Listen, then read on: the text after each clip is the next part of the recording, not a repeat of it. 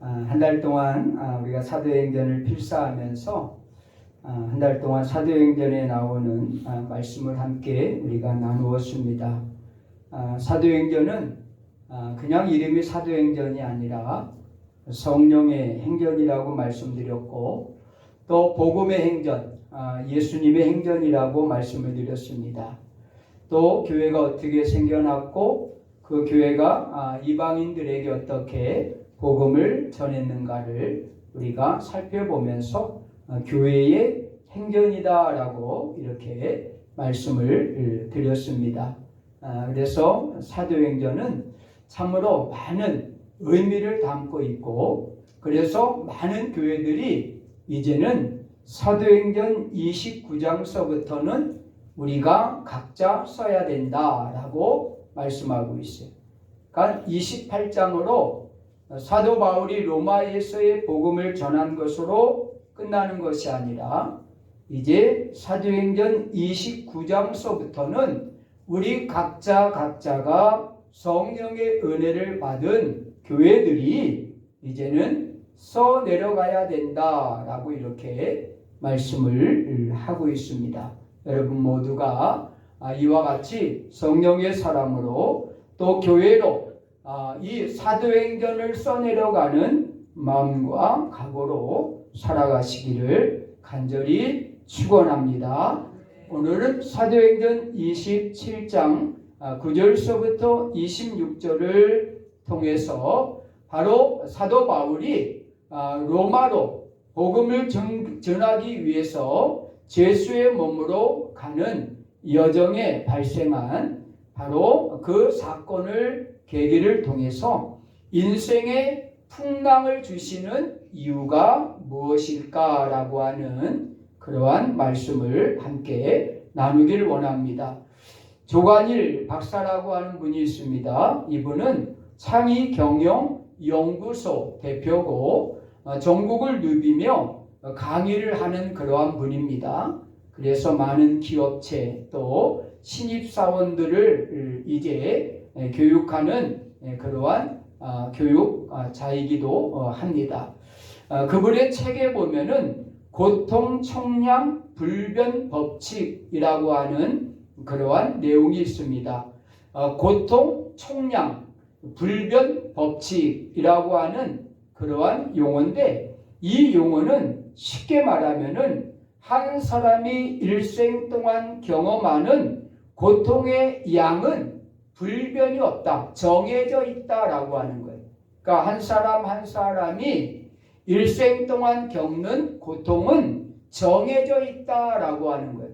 누구는 덜 받고 누구는 더 받는 것이 아니라 인간이 인생을 살아가면서 겪는 그러한 고통은 모든 사람이 일반적으로 동일하게 정해져 있다라고 하는 그러한 법칙이에요.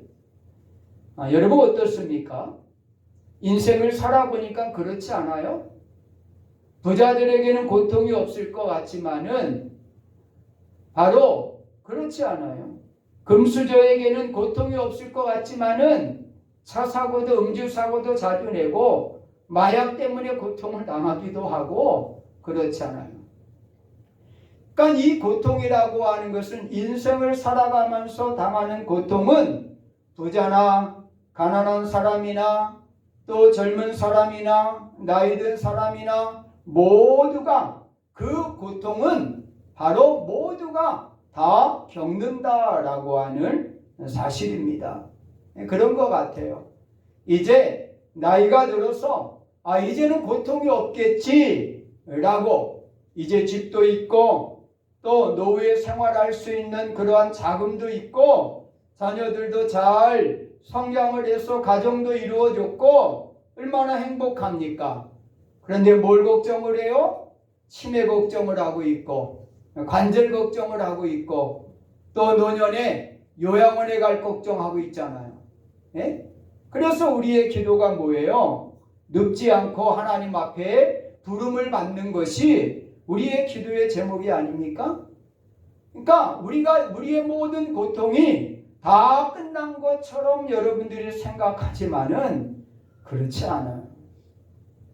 또 우리 젊은이들에게는 고통이 앞으로 이제는 내 이 젊음, 바로 이 건강, 이걸 가지고 마음껏 꿈을 펼치며 살 것처럼 생각하지만은 그렇지 않습니다. 여러 가지 어려움과 고통이 끊임없이 달려옵니다. 쉽게 설명하면은요, 횡단보도가 없는 그러한 길을 건널 때 어떻게 해야 돼요? 육교로 건너가야 돼. 올라갈 때 힘들잖아요. 그러나 내려갈 때는 편합니다. 또 그런가 하면 지하도도 있습니다. 지하도는 내려갈 때 편해요. 손쉽습니다. 그러나 또 올라가야 돼요. 이게 인생이에요. 그럼 좋은 방법은 하나예요. 무단횡단하는 거예요. 그럼 어떻게 됩니까? 딱지 끊기는 거죠. 그럼 그걸로 끝납니까? 교통사고도 납니다. 병원에 입원도 하고요. 장애인이 되기도 합니다. 그러니까 길을 건너가는 데에도 바로 오르막이 있고 내리막이 있고 내리막이 있고 오르막이 있고 여러 가지의 그러한 고통이 따르는 것처럼 인생을 살아가는 데에도 이와 같이 오르막이 있고 내리막이 있다라고 하는 거죠. 제 인생의 마지막으로 한라산을 꼭 등반하고 싶었어요. 그래서 몇 년 전에 바로 무모하게 한라산을 올라갔습니다. 김밥 하나에 물 한 병 들고 올라갔다가 죽을 뻔했어요. 4시간을 올라갔다가 5시간을 내려왔어요. 저는 그냥 눈에 보기에 바로 한라산 꼭대기가 그렇게 멀리 보이지 않았어요. 그냥 올라가면 끝나는 건 줄 알았어요. 그런데 아니었어요. 작은 산을 오르다가 또 내려가고 또 한 산을 오르다가 또 내려가고 그러기를 계속 몇 번을 하고 나서야 그 한라산이라고 하는 큰 산 앞에 서게 되었어요. 이미 포기할 수가 없어요. 이제 내려올 때도 마찬가지였어요. 그냥 쭉 내려가기만 하면은 이제 끝났다라고 생각했는데 이게 아니었어요. 내려와 보니 또 올라가는 산이 있는 거예요. 또 올라서 끝났니 생각하니 또 내려가야 되고 또 올라야 되고 내려가야 되고 그러기를 5시간이나 내려왔어요. 한 주간 동안 병원에 가서 물리치료를 받고 왔어요. 물이 없어가지고 떨어져서 지나가는 사람한테 물을 얻어먹었어요. 가방을 다 뒤져봤지만은 사탕 하나도 없었어요. 남은 것이 아무것도 없었어요. 그렇게 고생을 했습니다. 그래서 이제는 함부로 산에 올라가지 않도록 마음을 다졌습니다. 쉬운 게 아니더라고요. 우리의 인생도 마찬가지입니다. 어떤 사람들은 인생을 항해다라고 이야기를 해요. 이 말은 결국은 우리가 살아가는 삶은 바다와 같은 데서 우리가 사는 거예요. 그리고 우리 모두는 바로 바다에 떠 있는 그러한 배입니다. 배. 바로 인생이라고 하는 바다에 우리는 떠 있는 그러한 배입니다. 그리고 우리는 바로 그 배와 같은 그러한 존재로 하나님의 말씀이라고 하는 신앙이라고 하는 믿음이라고 하는 그러한 그 방향을 향해서 우리는 전진해 가고 있다라고 하는 사실이에요. 그러나 이 바다에서는 많은 그러한 풍랑과 큰 파도를 만나기도 해요. 끊임없는 그러한 바로 비가 내리기도 하고 또한 그 햇빛으로 인해서 고통을 당하기도 합니다. 그것이 우리의 인생이다라고 분명히 말씀을 하고 있습니다. 오늘 이 본문에 보면은 사도 바울이 유라굴로 광풍을 만나게 되잖아요. 바울이 제수의 몸으로 로마로 가게 됩니다. 로마로 가는 길이 쉽지가 않아요. 그래서 이 바울이 하나님 앞에 기도한 것이 뭐예요? 하나님, 내가 이 예루살렘에서 복음을 증거하다가 잡혀서 재판을 받기 위해서 내가 로마로 갈 수 있다고 하면은 그곳에서 재판 과정에서 귀족들을 만나게 될 것이고 재판관들을 만나게 될 것이고 그리고 그곳에서 내가 돈 안 들이고 가서 복음을 전할 수 있지 않느냐. 그래서 그는 무모하게 많은 사람들이 반대하는 예루살렘으로 복음을 들고 들어가서 그리고 자진하여 복음을 증거하다가 잡히게 되죠. 그리고 그는 호소합니다. 나를 로마로 보내달라고. 그리고 그 가이사 앞에서 내가 황제 앞에서 바로 재판을 받게 해달라고 자진해서 그가 감옥으로 들어가요.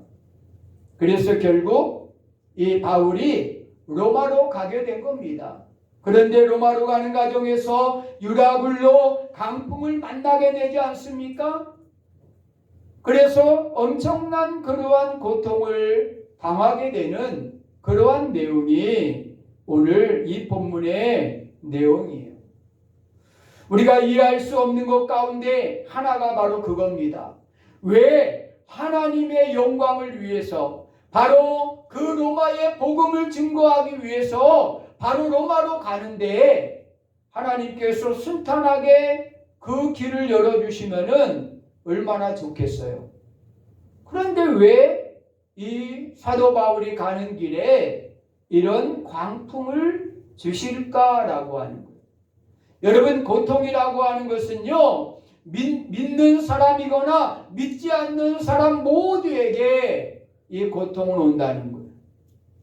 다 이해할 수 없잖아요.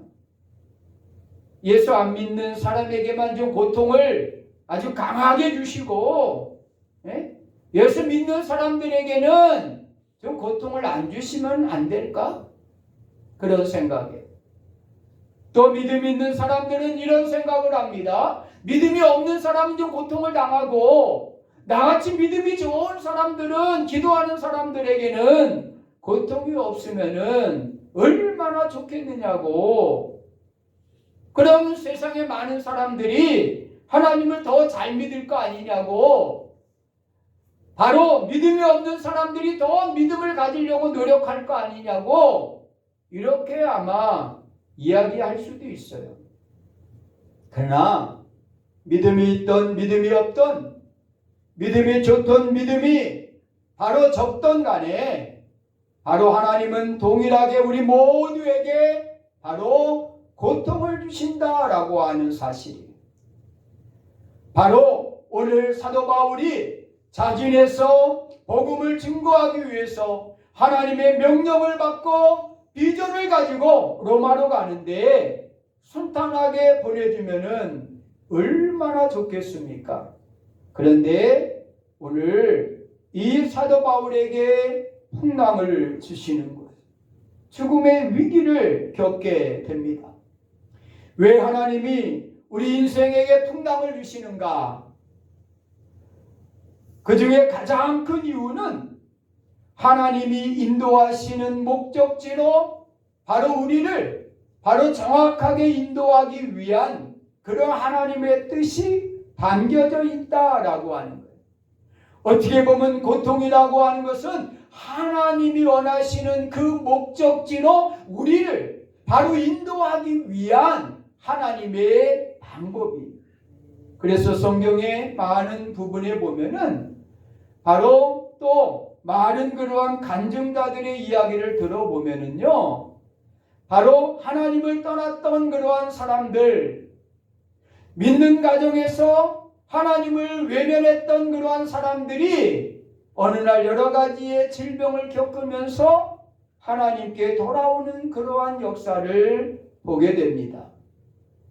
많은 그러한 성경의 인물들을 보면은 그들이 고통 가운데, 아픔 가운데 여러 가지의 고난을 당하지만은 그 고난으로 인하여 바로 예수님을 만나게 되고 예수님을 마음에 영접하고 가정에 영접해서 구원을 받게 되는 역사를 우리가 보게 되잖아요. 사도행전에서 읽었던 바로 감옥의 간수, 그는 자결하여 죽을 뻔했던 사람이에요. 스스로 목숨을 끊으려고 했던, 죄수가 다 도망가서 이제 스스로 목숨을 끊으려고 했던 그러한 사람이에요. 그런데 바로 이 바울과 실라를 통해서 어떻게 됩니까? 그가 구원받을 뿐 아니라 바로 그의 온 가족 식구가 다 구원받는 역사를 보게 되잖아요. 어떻게 보면은 그 풍랑과 그 고통은 도리어 간수의 온 집안 식구를 구원시키는 역사를 보게 됩니다. 이와 같이 풍랑을 주시는 이유는 바로 그 풍랑을 통해서 하나님이 원하시는 목적지로 우리를 인도하기 위한 그러한 방법이다라고 하는 사실이에요. 또한 예를 들면은 우리가 잘 아는 창세기의 40장서부터 50장까지 기록되어 있는 요셉에 대한 이야기를 보세요. 요셉은 생각지 않은 고통을 당하잖아요. 아버지의 그러한 사랑과 바로 아버지의 그러한 관심 속에서 그가 어린 시절을 보내다가 결국은 그 일로 말미암아 형들의 미움을 사서 바로 이제 종으로 팔려가잖아요. 애굽에 바로 종으로 팔려가서 그런 10년 동안이나 이 보디발의 집에서 바로 종살이를 해요. 10년 동안이나. 그의 잘못은 아무것도 없어요. 아버지가 우리 엄마를 너무나 사랑했다는 것, 그리고 그 엄마의 두 자녀를 그 아버지는 누구보다도 아끼고 사랑했다는 것 외에는 요셉으로 볼 때는 아무런 잘못이 없어요. 옷도 세채옷도 아버지가 입혀준 거고 꿈을 꾸게 한 것도 하나님이 하신 거예요. 그런데 그 일로 말미암아 애굽의 종으로 팔려가잖아요. 10년 동안 고통을 당해요. 그것으로 끝나지 않아요. 강간 미수범으로 바로 억울한 누명을 쓰고 3년씩이나 또 감옥에서 갇혀 있어요. 얼마나 억울해요, 여러분. 바로 요셉은 이렇게 바로 고통의 순간순간을 바로 경험을 합니다. 그리고 나서 그의 나이 30세의 젊은 그러한 결혼도 안 한 그 나이에 그는 애굽의 총리가 됩니다. 그리고 왕 다음으로 모든 주권을 가진 그러한 사람이 됩니다. 어떻게 보면은 바로 그 고난 뒤에 바로 이 애굽의 총리가 된 이 요셉은 형들을 만나게 되잖아요. 형들이 울고불고 난리를 칩니다. 이제는 우리 끝났구나. 우리가 팔아넘긴 그 바로 동생이 애굽의 총리라니. 울고불고 난리를 쳐요. 그럴 때 창세기 45장 8절에 보면은 요셉이 이렇게 이야기합니다. 나를 이리로 보낸 이는 당신들이 아니요 하나님이시라. 하나님이 나를 바로의 집으로 보내사 애굽의 통치자로 삼으셨나이다. 여러분, 이 요셉은 다 알고 있었어요. 종으로 팔려가고 강간 미수범으로 감옥에 가고 이 모든 그러한 그 고통의 현장 속에는 누구의 역사? 하나님의 역사가 담겨져 있다라고 하는 것을 이 요셉은 잘 알고 있었어요. 그렇기 때문에 바로 요셉은 그 고난을 이겨낼 수가 있었다라고 하는 사실이에요. 오늘 사도 바울도 마찬가지예요. 바로 그는 많은 사람들에게 이렇게 고백합니다. 내가 어젯밤에 기도하는데 하나님께서 우리의 생명 276명의 생명은 조금도 해하지 않겠다라고 약속하셨다. 여러분 안심하고 음식을 드세요 라고 이렇게 선포하는 것을 우리가 보게 됩니다. 바로 풍랑을 통해서 하나님은 우리를 깨닫게 하시고 그 고통을 통해서 바로 하나님은 하나님이 원하시는 목적지로 우리를 인도하는 것이 하나님의 뜻이다라고 하는 사실이에요. 여러분 어렸을 때 연을 여러분 날려본 적 있죠? 연은 언제 날려야 돼요? 바람이 불 때 날려야 돼요. 바람이 안 부는 날 나가서 연을 날려고 아무리 여러분 뛰어다녀 보세요. 확확거리고 뛰어다녀도 연은 날아가지 않아요. 그러나 바람이 부는 날 뛰지 않아도 가만히 둬도 연은 높이 올라갑니다. 세계에서 바보새라고 하는 새가 하나가 있어요. 바로 이 바보새는 알바트로스. 이 알바트로스라고 하는 이 새는 길이가 날개를 쫙 펴면 2.5m에서 3.5m까지 된대요. 얼마나 날개가 큽니까? 몸집도 1m가 돼요. 1m가. 그러니 웬만한 바람에는 날 수가 없어요. 그래서 그의 둥지는 항상 바닷가 절벽 위에요. 그런데 바로 풍랑이 오기만 하면은 이 새는 멍 앉아있는 그러한 바보새가 아니라 가장 높이 가장 멀리 가는 새로 변한다라고 하는 거예요. 어떻게 보면은 이 알바트로스는 바로 그 풍랑이 일어야만이 바람이 세게 불어야만이 그는 높이 올라갈 수 있는 그러한 새입니다. 많은 사람들이 바보새라고 이야기하지만은 그 몸통을 보고 바보새라고 이야기하지만 날지 못하는 새라고 이야기하지만은 풍랑이 이는 순간 그는 가장 높이 가장 멀리가 갈 수 있는 거예요. 신앙과 믿음도 여러분 고난을 통해서 연단을 통해서 더 뿌리가 깊어지는 거예요. 그래서 진짜 신앙과 믿음은요 고난이 와봐야 알 수 있는 거예요. 할렐루야. 진짜 신앙은요 고난이 와봐야 알아요. 평안할 때는 누가 진짜인지 누가 가짜인지 몰라요. 그러나 고난이 와보면은 알 수가 있어요.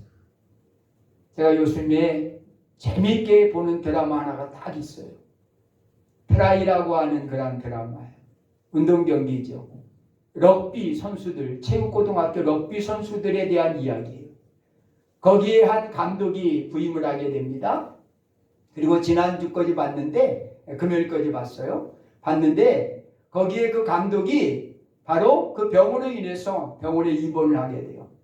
근데 이 럭비 주장이 밖에 나가서 뭘 사오냐면은 신발을 사와요. 신발. 병원에 있을 때는 이런 신발을 신어야 된다고. 그러면서 신발 하나 선물해 주는데 그 신발 앞에는 꽃을 막 장식을 달은 거예요. 꽃. 그러니까 이 감독이 나 어울리지도 않게 이런 꽃 신발을 어떻게 신냐고 그랬더니 그 주장이 그래요. 앞으로는 이제 꽃길만 걸어가라고 이 꽃 신발을 사온 거라고 이야기를 해요. 그러니까 우리의 인생이 꽃길만 걷고 싶어요. 저희 사진에도 보면은 제주도에서 꽃길만 걸으세요라고 하는 그 팻말 앞에서 우리 둘이서 사진을 찍으면서 꽃길만 걷자고 약속했지만은 그게 되나요? 우리 마음대로 꽃길만 걷고 싶어요? 그렇지 않아요. 바로 이와 같이 고난은 바로 우리가 상상할 수 없는 그 고난은 우리에게 날마다 찾아오고 있다라고 하는 거지. 예수님이 탄 배도 풍랑을 만나잖아요. 오직했으면은 예수님이 타고 있는 배도 풍랑이 만나요. 풍랑을. 그런데 하물며 우리의 인생의 배는요 풍랑이 여러분 없을까요? 자, 그렇다고 하면은 오늘 우리에게 고통과 고난과 풍랑을 주시는 이유가 뭘까요? 왜 우리에게 하나님이 질병을 주실까요? 왜 우리에게 끊임없는 고통을 주시는 이유가 무엇입니까? 사도 바울을 통해서 우리는 두 가지로 고난을 주시는 이유를 알 수 있어요. 첫째는 더욱더 하나님을 의지하게 하기 위해서요. 따라합시다. 하나님을 더욱 의지하도록 하기 위함이다. 그건 제 얘기가 아니라요. 사도 바울이 이미 경험을 했어요. 고린도후서 1장 8절과 9절에 보면은 바로 사도 바울이 이런 고백을 해요. 형제들아, 우리가 아시아에서 당한 환난을 너희가 모르기를 원하지 아니하노니 심에 겹도록 심한 고난을 당하여 살 소망까지 끊어지고 우리는 우리 자신이 사형 선고를 받은 줄 알았으니 이는 우리로 자기를 의지하지 말고 오직 죽은 자를 다시 살리시는 하나님만 의지하게 하심이라. 이게 사도 바울이 이미 그 고난, 살 소망이 끊어진 그러한 아시아에서 힘겹도록 고난을 당하고 살 소망이 끊어진 사형 선고를 받은 줄 알았다라고 하는 그 고난, 그 고난의 이유를 사도 바울은 다시 살리시는 하나님만 의지하게 하려 하십니다 라고 고백하고 있어요. 여러분, 왜 하나님이 우리에게 고난을 주시느냐? 유라굴로라고 하는 강풍과 같은 고난을 주시느냐? 오늘 20절의 말씀과 같이 여러 날 동안 해도 별도 보이지 아니하고 큰 풍랑이 그대로 있음에 구원의 여망마저 없어졌더라. 살 소망마저 없어졌어요. 이제는 앞이 보이지 않아요. 끊임없는 이 풍랑으로 인해서 이제는 우리에게 놓여있는 것은 죽음뿐이 없다라고 고백을 하고 있어요. 이 광풍 앞에서 바로 사도 바울은 지난 고린도후서 1장 8절과 9절에서 그가 고백했던 이 고백, 아시아에서 당했던 그 고난, 바로 그 사형 선고와 같은 그러한 고통, 그때를 기억하는 거죠. 그러면서 그는 이 고난을 주신 이유가 하나님만을 의지하도록 하기 위한 것이다. 자, 그러면은 결론이 나왔어요. 왜 우리에게 고난을 주십니까? 왜 우리에게 고통을 주십니까? 왜 우리에게 질병과 아픔을 주십니까? 왜 우리에게 소망이 끊어지는 그러한 고통을 주시는 이유가 무엇입니까? 하나님만을 의지하게 하기 위함이다. 하나님만을 의지하도록 하기 위해서 고난을 주시는 거예요. 고난당하는 분이 있습니까? 어려움에 처해 있는 분이 있습니까? 아픕니까? 슬픕니까? 앞이 보이지 않습니까? 그 이유는 하나님만을 의지하라고 하는 하나님의 사인이에요. 하나님만을 의지하라고 하는 하나님의 사인이에요. 그런데 그 사인을 모르니까 그 고통이 더 깊어지는 거예요. 결국 자초되고 마는 거예요. 바로 하나님이 고난을 주실 때 그 고난을 통해서 하나님만 의지하라고 하는 하나님의 이 사인을 우리가 깨닫는다고 하면은 우리는 이 고난의 문제를 해결할 수가 있는 거예요. 소를 잃어버렸으면은 외양간을 고쳐야 될 거 아니에요. 그런데도 불구하고 소를 잃어버리고도 외양간을 고치지 못하고 있는 그러한 실정이라고 하면 얼마나 어리석은 자입니까? 고통을 당하면서도 그 고통의 원인이 무엇인지, 그 고통의 이유가 무엇인지, 그 고통을 어떻게 해결할 것인지, 그리고 하나님의 사인이 무엇인지를 알지 못한다고 하면은 그 사람은 어리석은 사람이에요. 오늘 성경이 말하고 있죠.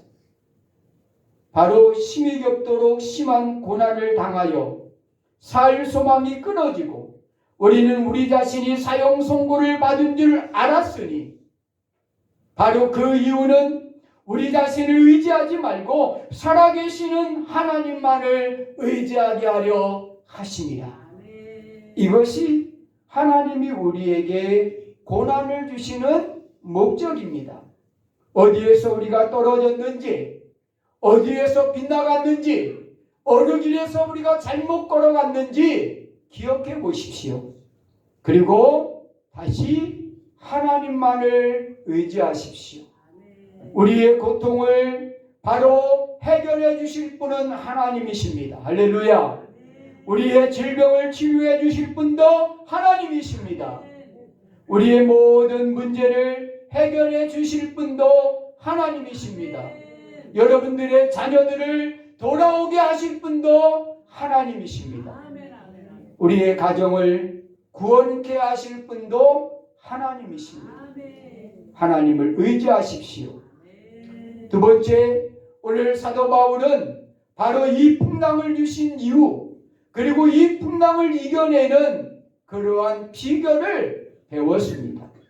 두 번째는 이 풍랑 가운데서 가장 귀한 것이 무엇인지를 발견하기 위함입니다. 따라합시다. 풍랑은 가장 귀한 것이 무엇인지 발견하기 위해서 주신다. 오늘 이 본문에 보면은 이 풍랑으로 인해서 그들이 뭐합니까? 바로 그들이 가지고 있던 모든 짐을 다 바다에 던져버려요. 심지어는 그들이 그 배의 기구들, 배를 움직이는 모든 기구들까지도 다 바다에 버립니다. 그리고 심지어는 그들이 가지고 있던 남은 그러한 바로 먹을 밀까지, 양식까지도 다 버립니다. 그 이유가 뭡니까? 이 풍랑 앞에서 이 사도 바울과 276명의 그 사람들은 바로 이 풍랑을 통해서 뭘 깨달은 거예요? 바로 우리에게 가장 소중한 것은 짐이 아니라는 거예요.